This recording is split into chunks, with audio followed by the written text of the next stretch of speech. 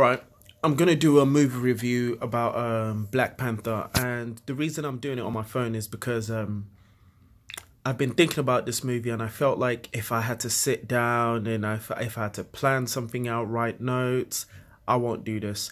So yeah, in order to keep my YouTube page active and tell you how I honestly feel, I said, yeah, let me just do this video. So I'm gonna do it on my phone. Okay, this is really what I think. Black Panther was a bad movie if you weren't paying attention to the right message. The real hero is not Black Panther, in my opinion. There are several reasons why Black Panther is not the real hero, and I'm going to try to break it down in 10 minutes. There is a tendency that I might jabber on about a few points because I haven't structured this. I really just wanted to talk about how I feel and how the movie made me feel. Okay, if we start off with the whole concept of Black Panther, the fact that it's called Black Panther, it could have just been called Panther.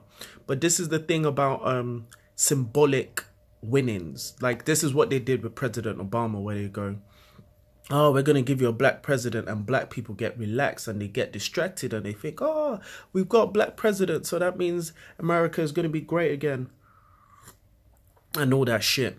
The thing is, you have to understand that sometimes symbolic victories doesn't necessarily mean anything unless the victories are working to, you know, better your standard of living, because they're still killing black people in America. They didn't pass any legislation to make sure that black kids are safe or like black people are safe. They just gave you a movie. So the thing is, people say, oh, Black Panther is making kids feel like they can be anything. Kids won't be anything if they end up dead. You know what I mean? So I think the real winner here is not Black Panther, but really Ryan Coogler, the director. And people need to think more about that. If you become the winner, and if you put yourself in positions to be the person to write the story, you can write the story however you want. The thing is, too many times we want white people to write the story for us. And I mean that in the sense that you can't expect other people to understand your struggle. You can't expect other people to write a movie for you. You have to study to be a director. You have to study to be a writer.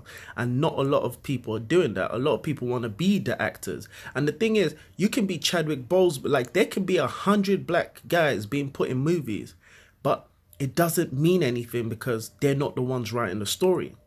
So really, if you peep the, Black Panther movie, Black Panther isn't the winner. He isn't the hero for black people in a sense, because Killmonger understands what the oppression is, and he understands that there are people outside Wakanda suffering. Because you even have to understand this, in Africa as well, the other villages around Wakanda were like, you guys keep everything for yourself and you don't help us.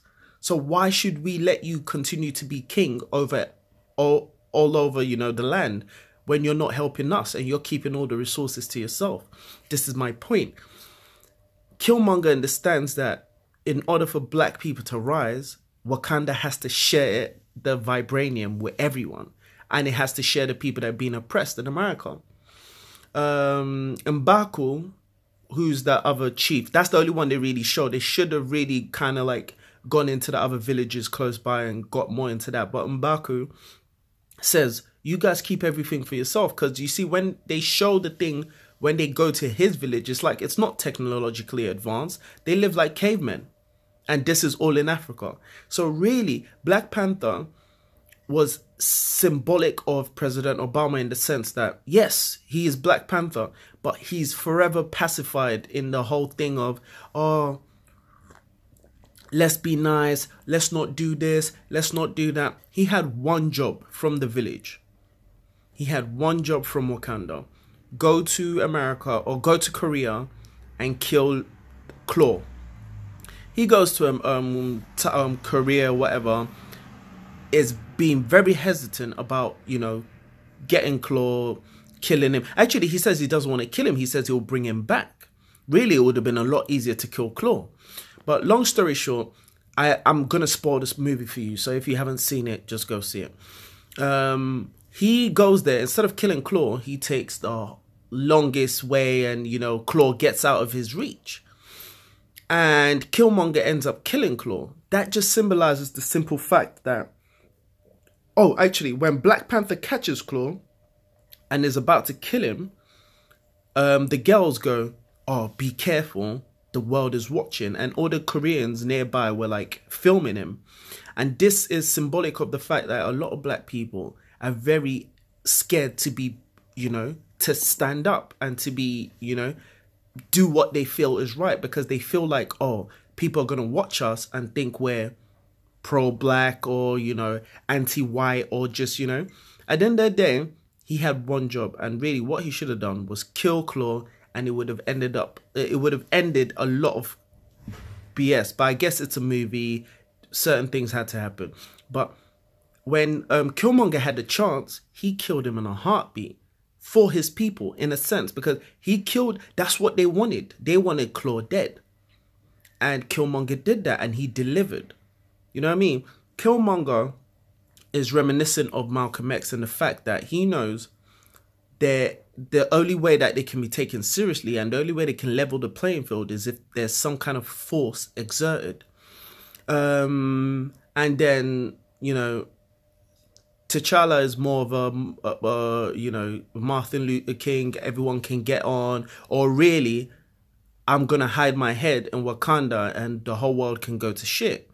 So I just say this to say, if you go to the movies, and actually that's what I recommend, please go and see the movie as soon as possible, because if you keep hearing people's opinions or you keep hearing reviews, when you do eventually see the movie, it might not have the impact that it would have if you went there with a fresh mind. So I would say go and watch that movie ASAP. I did this in one take.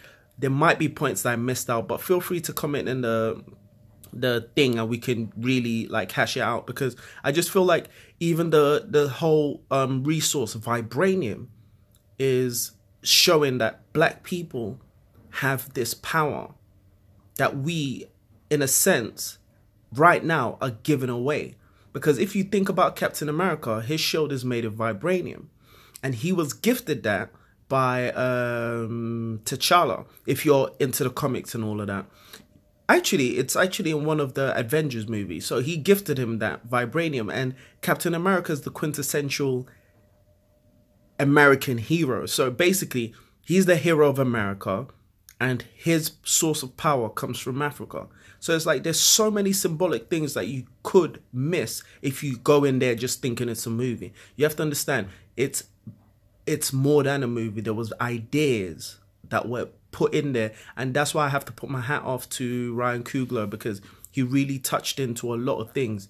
And the performances were great, but really T'Challa was more of a pacifist. Like, he was just letting everything slide. He was just trying to just hide in Wakanda. And Eric Killmonger, although had the right vision, just didn't really execute things properly because he was filled with hate. So the hate kind of clouded the main thing, because he could have really got a lot accomplished if he got the people on his side, if he let them understand what it was he was trying to do. Because that's the thing, racism will never really stop, because I think human beings in general are tribal. So it's like within Africa there's tribes, and those tribes still don't get on, because even when you watch at the end sequence, they're fighting within each other. No white guy was there. The Africans were fighting the Africans. You know what I mean? Different tribes, different beliefs. So it's one of those things where we can't end racism, but what we can do is try to have better understanding. So instead of us having a fight, we can have an argument. Instead of us having an argument, we can have a conversation. So it's one of those things where I just feel like Eric really is the hero. Black Panther is just really, how can you say it? He's just a poster boy for black people. Be calm, be cool, and everything will be okay. But please, please, please understand this. You'd be very wrong to think that all white people are bad, because if you now watch the movie, one of the best allies, the guy, the British, he's actually a British actor. He was there helping the guys, and he's actually an ally. So you have to understand, not all white people are bad.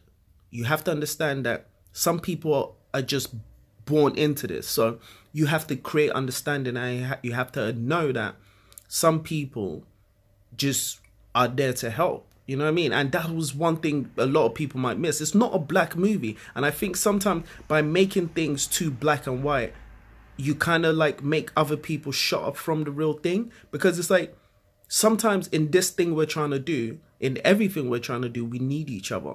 Wakanda being, what do you call it? A utopia, beautiful because it's closed off, is bullshit. You need America, you need the UK, you need China, because that's trade. You need to buy things from other countries. You know what I mean? Like, vibranium isn't going to be everything you need in Africa. You know what I mean? Yes, we have a lot, but we need other countries to do trade. You know what I mean? Technological advances. You have to be in contact with other countries to, you know, look at certain things to do together and how you can improve. Like, you know what I mean? So really, that whole premise of Wakanda being a utopia because it was logged off is just BS. It's BS. That wouldn't be the case. And that's the thing. Black people need to go to the movies, enjoy the movie, but also understand the hidden messages within the movie, because the reality is they made someone who wasn't the hero, just to kind of sidetrack you. But the reality is Killmonger was sometimes demonized. So it's like the idea was great, but they would demonize the character to an extent where if you think like him, that means you're the guy that he killed people. Yes, but he killed people in the pursuit of the better good, and the better good to him was to liberate the people that were being oppressed. You know what I mean? So he was like, T'Challa is more like, don't worry, I just want to focus on Wakanda. And that was being selfish, because this is what like segregation within black people becomes. Oh, I'm not Jamaican, I'm not African, I don't have to look after Africans, I don't have to look after No, you just have to look after each other. Because the reality is we're all being oppressed. And the oppression is not necessarily coming from everyone. It's just coming from some people that are in power. And what Eric Killmonger wanted to do was destroy the people in power. But the reality is we have to understand the dynamics and then try to level the playing field. We can't kill people because they think differently from us. Like, it makes no sense. So really, Black Panther should have just been called Panther. It's a movie for everyone. It's not a movie for just white people. It's not a movie for just black people. And I believe that, you know, everyone should go and enjoy the movie, and I believe that everyone should work together, because that is the reality. Everyone has to work together. No one, as white people, you go wrong when you feel like, oh, racism doesn't exist. Oh, no, I have black friends. You're actually very bad. When you do things like that, when you don't acknowledge racism, you're actually a problem. You have to acknowledge that racism exists and try to do your part to make sure that you're not participating in racism.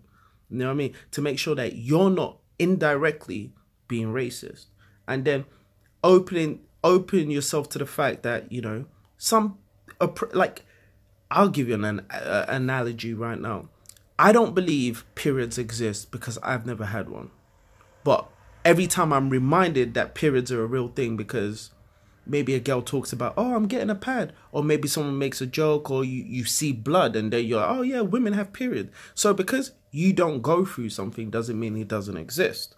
You just have to, you know, be aware that it happens. And, you know, sometimes in life you will be given a bit of reminder. I wanted to make this video 10 minutes, now it's 14 minutes. So guys, if you disagree, dislike this thing. If you agree, like it. If I get 2,000 likes and 1 million subscribers, I will do more videos like this where I talk about how I feel about movies, about politics, about more things like this, because the whole reason I made this page was to show you the other side of me. And so far, I've just been a bit lazy. But yeah, this video is getting a bit longer. Make sure you subscribe. If not, you will never grow tall and good things won't happen to you. All right, like, comment, and subscribe. Finish my tea.